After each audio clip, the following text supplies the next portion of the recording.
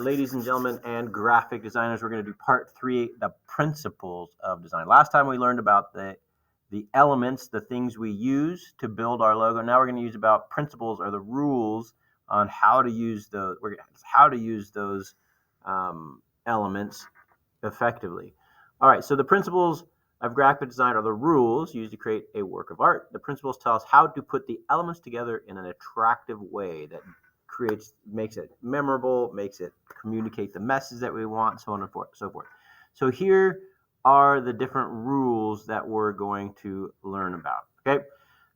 So movement is one of the things you don't have to always have movement, but it's something that could make it interesting. So if you look at this, it looks like this ball is bouncing because of repetitive curved lines. Okay, so you have these fuzzy lines here. It makes it look like the guy's running forward. Okay, so the multiple curved lines that are shrinking give it the idea that it's movement. All right, so you can do the 3 ways to achieve movement are curved forms, repetition, or fuzzy lines or outlines. So here's your fuzzy and repetition, curved line. Anyway, so that's how you do it. All right. Lines can indicate motion or direction. So how are lines used in the composition on this slide is red. Answer that question. Okay, so what I want you to do is in your Google Doc notes, draw or cut and paste the logo that has movement. Okay, and then answer the question, how do they answer these questions about it? So find a logo that has movement and put it in your Google Doc notes, and then in your Google Doc notes underneath it, answer these questions. All right, emphasis is the stressing of a particular area of focus, just like in photography where you want to have a subject that's emphasized. You want to have the same thing. So the first way of achieving emphasis is by creating a center of interest, a focal point. All right, in this, we would say like, oh, this thing is the focal point because it stands out because it has a different color. All right. So what is emphasized in this? Answer that. What is emphasized in this? Answer that. All right, so in this one, the chef is emphasized because there's light shining on him. Everything else is dark. He's bright, right? So he stands out. What stands out on this? It's the cowboy because everything else is almost black and white, but he has the red shirt. Okay. You can also do emphasis through contrast when you have one thing that's way different than the other. So if you look at these things, the 8 most common ways of creating contrast are differences in size. So you have big versus little, value. So you have dark versus light, or that's kind of. So color, same thing. Type. So in this, the type here, this type is way different than this type, right? Texture or shape.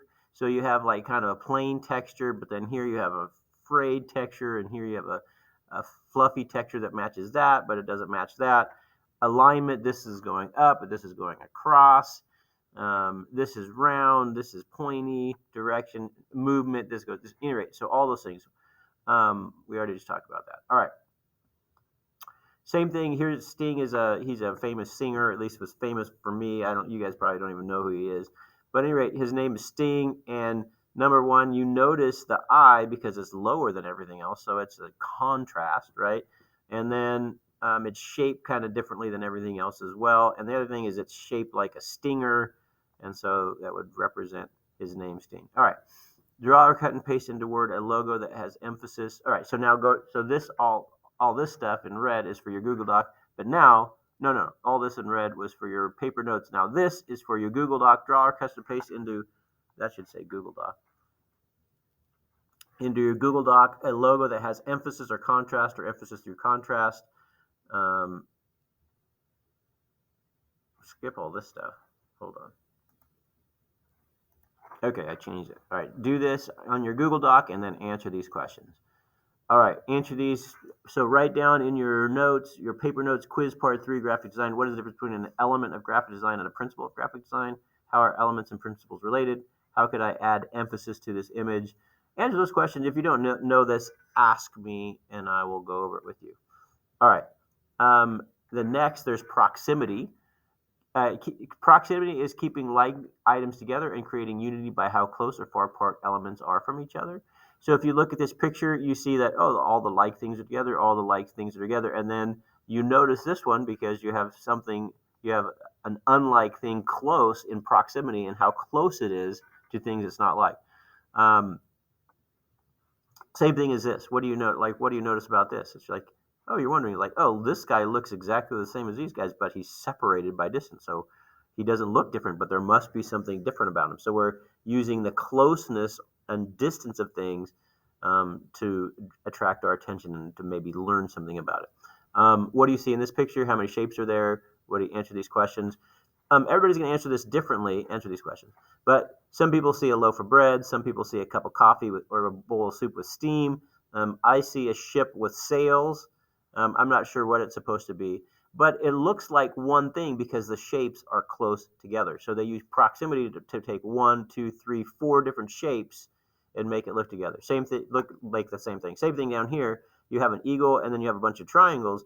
But when we see those triangles, we think, oh, that's a sun because they're close together. And so they're using proximity to make a bunch of separate shapes look like one thing. Now, I want you in your, so these was all your paper notes. Now, in your Google Doc notes, into your Google Doc, a logo that uses proximity in an interesting way, and then answer these questions. All right, next is the art. I can't see because I'm looking like this because I have a camera that's blocking my words. Next, the artist needs to create an illusion of balance, referred to as visual balance. Write that down. So if you look at it, if you have one big thing and two little things over here, that would actually balance out in real life, right? So there, you are equal equals balanced. You have a big thing and you have two things over there. That would create some sort of balance, right? So horizontal balance in the same way. So like in a picture, so like the middle's here. So if you put a heavy thing more towards the center point, right, it would actually balance out on a scale with something far away, right?